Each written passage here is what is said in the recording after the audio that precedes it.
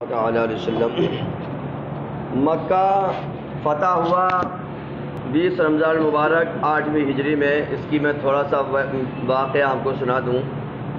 جب ہمارے حضور صلی اللہ تعالیٰ علیہ وسلم کی عمر 61 سال ہو گئی، اللہ کے آخری نبی صلی اللہ علیہ وسلم نے ہجرت کے 8ویں سال رمضان المبارک کی 10 تاریخ کو کم و بیش 10,000 لشکر لے کر مکہ کی طرف روانہ ہوئے، اور بعض قبیلے راستے میں شامل ہو گئے تو لشکر کی تعداد 12,000 تک پہنچ گئی۔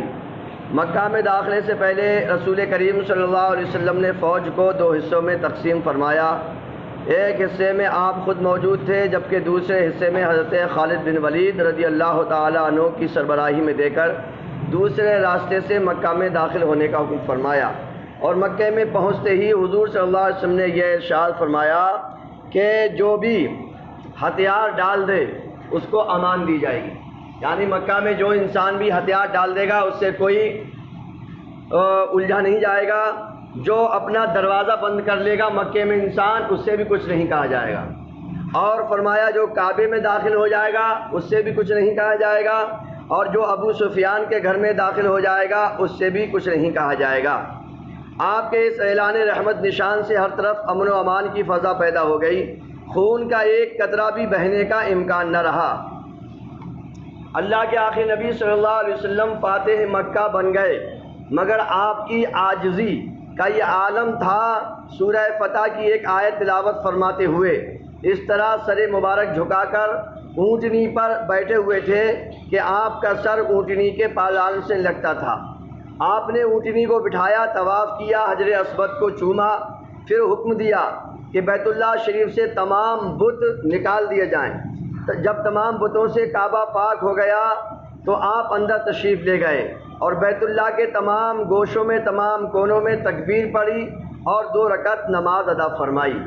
آپ سمجھ سکتے ہیں کہ جس قوم نے ہمیشہ حضور صلی اللہ علیہ وسلم پر ظلم و تشدد کیا، حضور پر اتیاچار کیا، حضور کے ماننے والوں کو ستایا، یہاں تک کہ مکہ چھوڑ کر مسلمانوں کو مدینہ جانا پڑا تھا۔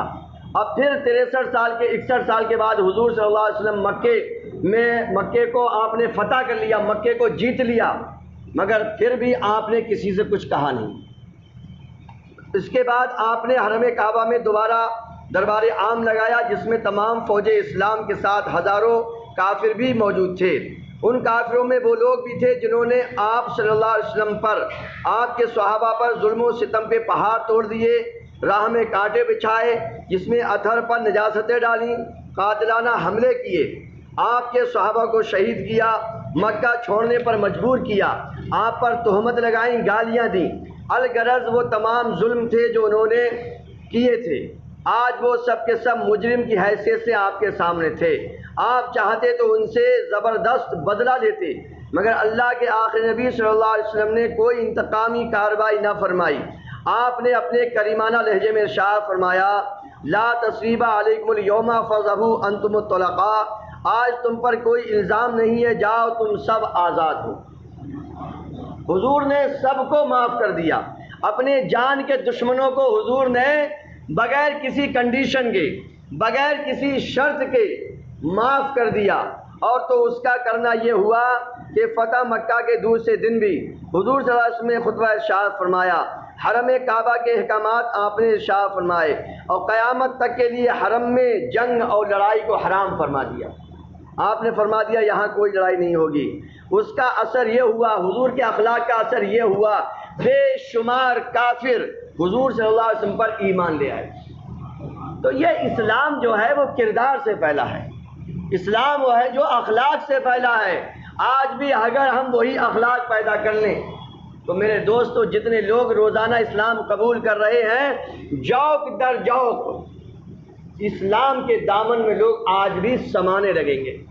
ہمیں اسلام دکھانا پڑے گا، منہ سے نہیں، اپنے کردار سے، اپنے عمل سے، اپنے ایکشن سے، اپنے چرتر سے ہمیں اسلام دکھانے کی ضرورت ہے۔ میرے دوستو، حضور صلی اللہ علیہ وسلم کا اخلاق اپنائیے تو آج پھر دنیا تمہارے قدموں میں ہوگی، دنیا آج پھر تمہارے قدموں میں ہوگی۔ وہی مکہ والا دور پھر دوہرا رہا ہے زمانہ۔ ہمیں حضور کے اخلاق کو پیش کرنا ہے، حضور کے جو اخلاق تھے، حضور کی جو سنتیں تھیں، ان کو اپنانا ہے، اور اگر کوئی نہیں مانے تو پھر بدر میں پہنچ جانا ہے۔ کہاں پہنچنا ہے؟ پھر بدر میں پہنچ جانا ہے، کیونکہ ہمارے پاس بدر بھی ہے اور ہمارے پاس صبر بھی ہے، ہمارے پاس فتح مکہ، ہمارے پاس سب نمونے ہیں زندگی گزارنے کے۔ حضور نے ہم کو سب نمونے دیے ہیں، زندگی کا کوئی پہلو بھی اندھیرے میں نہیں چھوڑا ہے۔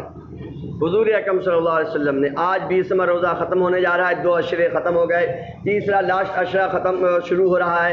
اعتکاف میں بیٹھنے والے اعتکاف میں بیٹھیں گے، مغرب کے بعد 21ویں تاریخ لگ جائے گی، اور 21ویں تاریخ کو حضرت مولا علی مشکل کشا رضی اللہ تعالیٰ عنہ کی شہادت کی تاریخ ہے۔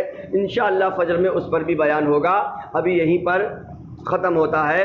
اللہم صلی علی سیدنا و مولانا محمد الماء الجود والکرم دارہ الکرام وامنہ الکریم دار وسلم صلاۃ و سلام علیک رسول اللہ نبی اللہ حبیب اللہ صلی اللہ علیہ نبی الامین الکریم۔